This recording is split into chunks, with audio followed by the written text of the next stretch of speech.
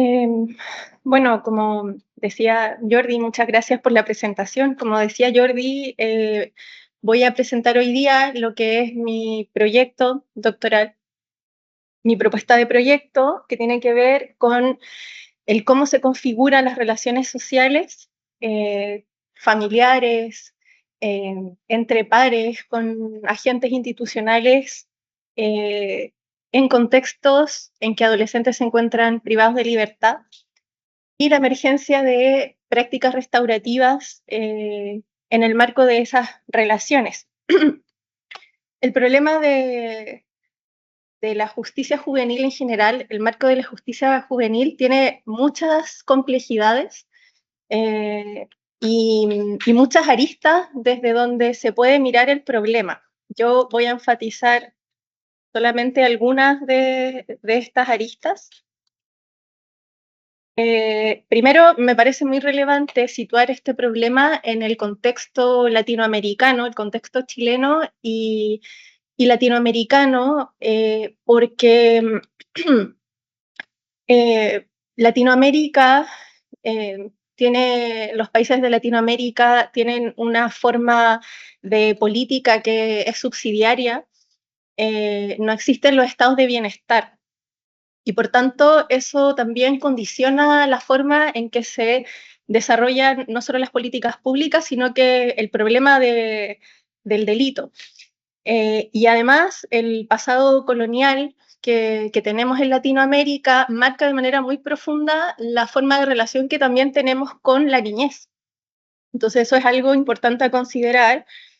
Otro elemento muy relevante del problema es el contexto de una reforma penal reciente que se está terminando de implementar durante este año, que inició el 2021, el sistema penal adolescente, donde hay un nuevo servicio que reemplaza un servicio anterior de tratamiento de la niñez y, bueno, en el ámbito proteccional y de justicia juvenil, que se llama CENAME. Este servicio es reemplazado por un nuevo servicio de reinserción social que tiene el foco en la reinserción y también en los derechos humanos. Y además una de sus innovaciones es la implementación de la justicia restaurativa, que luego explicaré qué significa eso. Y además esto en un contexto muy tensionante en las políticas públicas, porque los discursos del populismo penal y que van hacia el punitivismo penal también son complejos y entran en tensión con las perspectivas de derechos humanos que se intentan implementar en las políticas de reinserción. Bueno, y luego el vacío disciplinar que existe en este campo, porque todo esto se ha tratado desde la criminología, desde perspectivas muy individualizantes del delito. Y bueno, desde la antropología no hay nada al respecto que permita comprender el marco relacional de la justicia juvenil, de la forma en que se configuran los vínculos y los lazos y cómo eso incide en los procesos de reinserción, siendo que hay una base de evidencia que muestra que las relaciones sociales son fundamentales para esos procesos.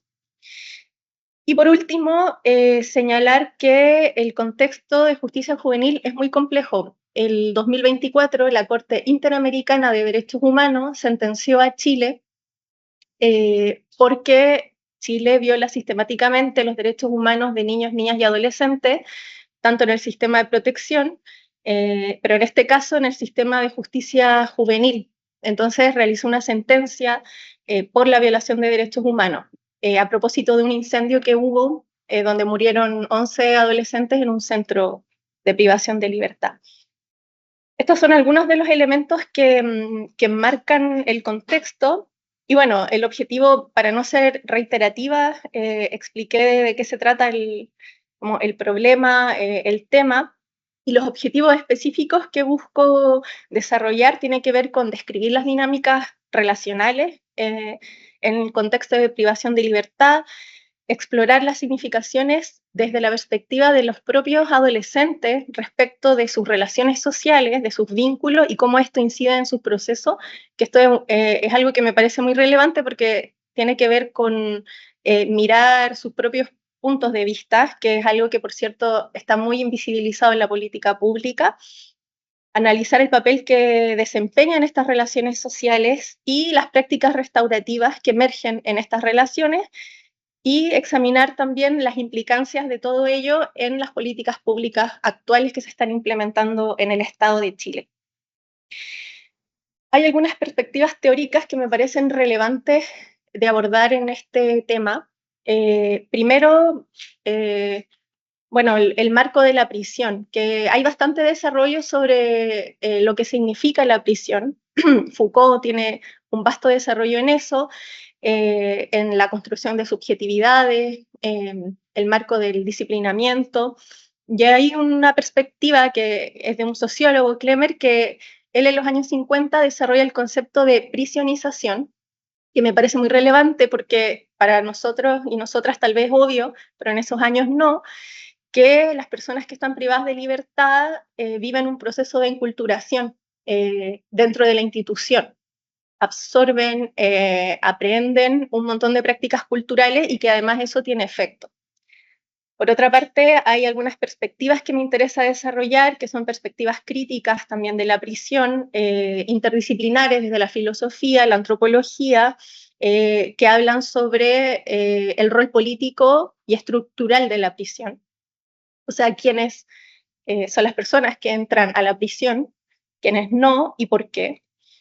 Y por último, es muy importante para mí el desarrollo de la línea de parentesco que tiene el grupo GTP Grafo, porque, bueno, en Chile la antropología que nace en los años 50 no tiene una línea vinculada al parentesco porque nace en un contexto que busca visibilizar otro tipo de cosas. Por ejemplo, lo que llaman la cuestión social, situaciones de profunda desigualdad. Luego viene la dictadura cívico-militar, cierra las carreras de antropología y cuando vuelven las carreras de antropología en Chile se centran en temas muy políticos, de políticas indígenas, por ejemplo, de desigualdades y también de memorias vinculadas a esa dictadura. Entonces Chile no tiene una línea antropológica desarrollada sobre parentesco, ni tampoco sobre contextos de privación de libertad, ni de adolescentes privados de libertad. Para entender el problema también me parece muy importante desarrollar una perspectiva historiográfica sobre niñez y delito o delincuencia, porque este es un problema que no es actual, es un problema muy antiguo dentro de la historia del territorio latinoamericano en general, porque existe una relación estrecha que viene desde la colonia sobre delito y niñez. Entonces quiero referirme brevemente sobre eso. Todo el siglo, o sea, todo el periodo colonial, siglo XVI, XVII y XVIII, estuvo marcado por políticas muy de mucha exclusión hacia la población indígena, población mestiza y sobre todo niñeces. Aquí yo expongo una pintura que devela un poco los estándares y los estereotipos de la niñez en la época. O sea, la niñez de la élite es la niñez que está presente en el espacio público. Y además comienzan a crearse instituciones de caridad para acoger a toda esta población de niños y niñas indígenas, populares, en este marco de exclusión, de índole religiosa, pero muy vinculada a la caridad. Y también se constituyó como un problema de sanidad pública y de seguridad pública, porque no era bien visto que este tipo de niños y niñas estuvieran en el espacio público. Entonces había una política, no del Estado, pero sí de las élites, de invisibilizar esta población.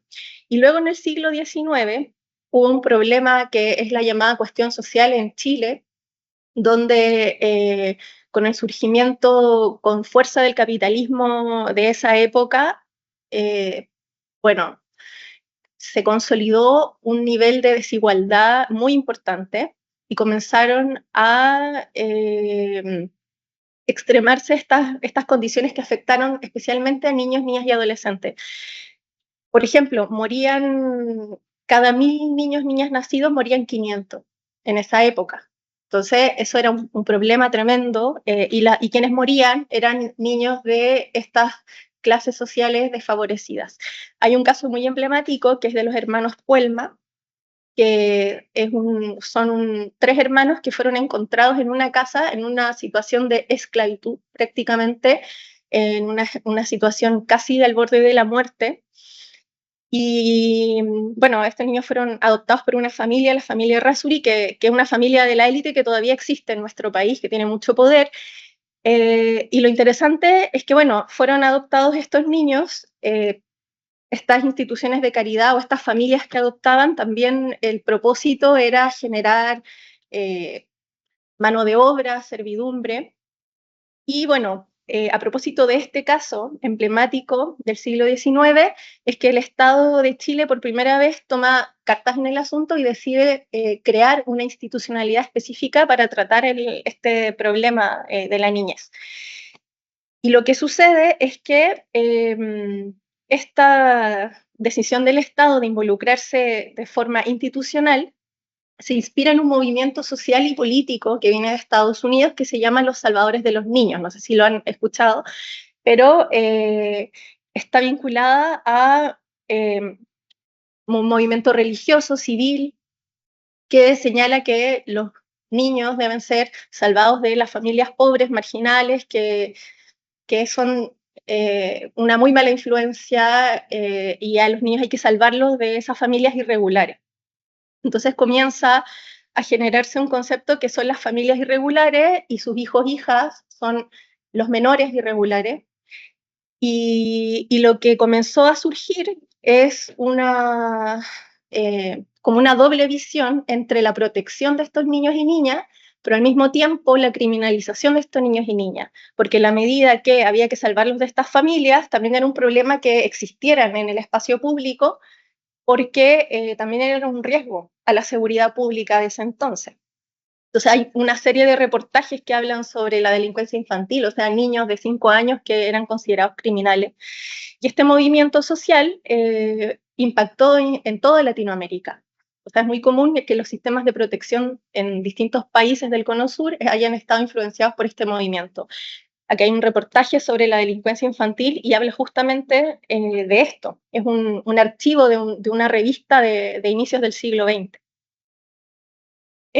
A mediados del siglo XX, bueno, la situación de pobreza seguía sostenida, seguían instituciones tratando esto también desde la caridad, pero desde un punto de vista mucho más de derechos.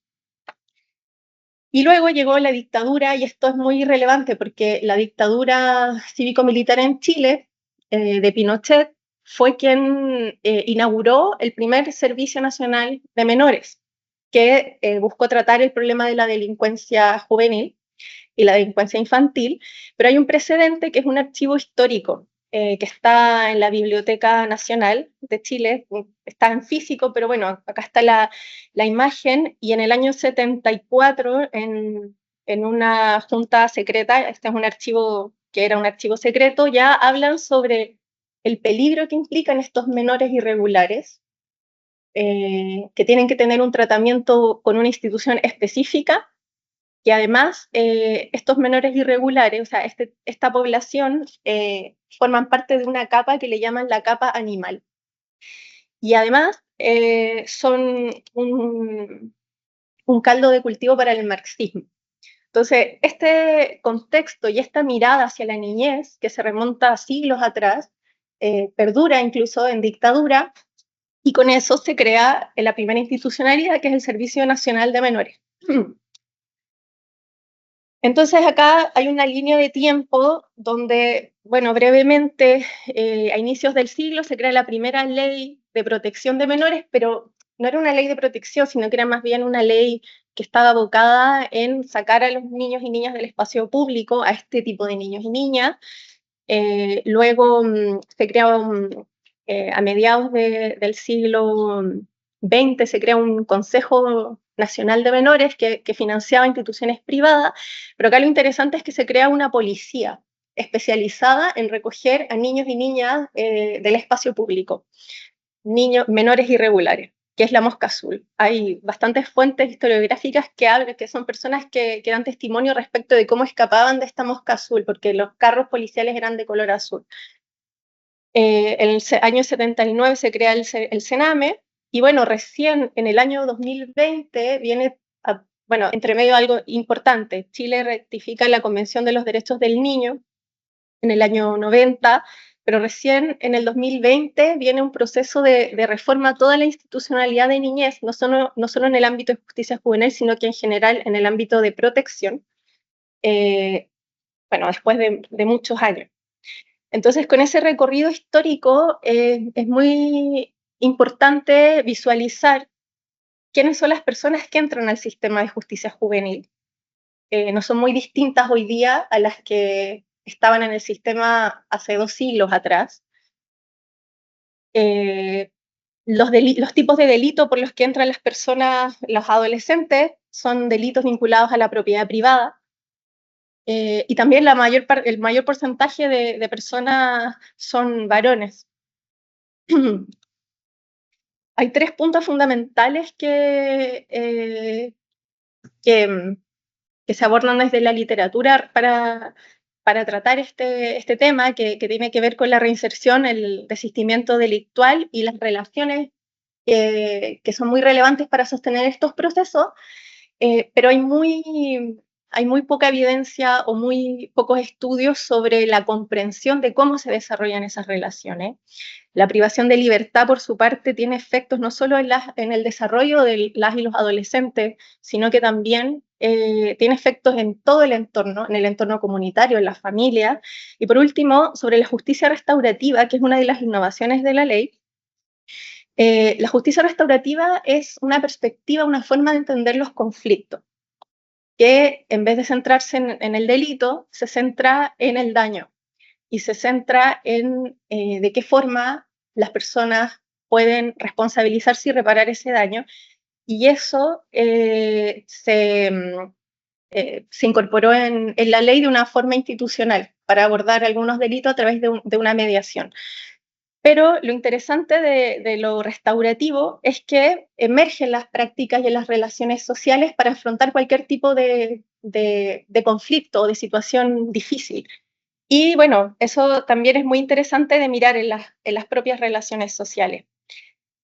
Respecto de la investigación que yo quiero desarrollar, quiero hacer una exploración etnográfica dentro de los centros de privación de libertad, al menos de 2 centros, uno de varones, otro de mujeres, y bueno, desarrollar algunas entrevistas y con algunas otras metodologías que me interesa, que tiene que ver con círculos de diálogo, que es una metodología que viene de la justicia restaurativa, y también metodologías que puedan ser flexibles, atendiendo a que se trata de adolescentes no solo privados de libertad, sino que en un momento vital que es bien especial y particular. Entonces, hay herramientas metodológicas con dibujos y con sueños como catalizadores narrativos que me interesa desarrollar.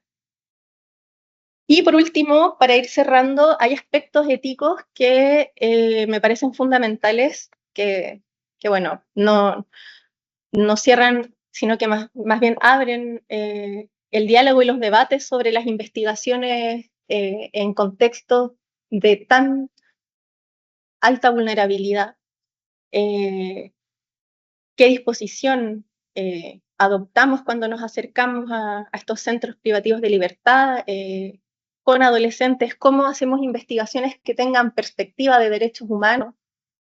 Muchas veces las investigaciones que desarrollamos son bastante adultocéntricas. Ponen en el centro quizás un problema de investigación y no el bienestar de las personas. Entonces, también hay toda una línea metodológica que tiene que ver con los aspectos éticos que eventualmente también voy a ir desarrollando con mucho más profundidad. Así que, bueno, eso es lo que puedo contarles.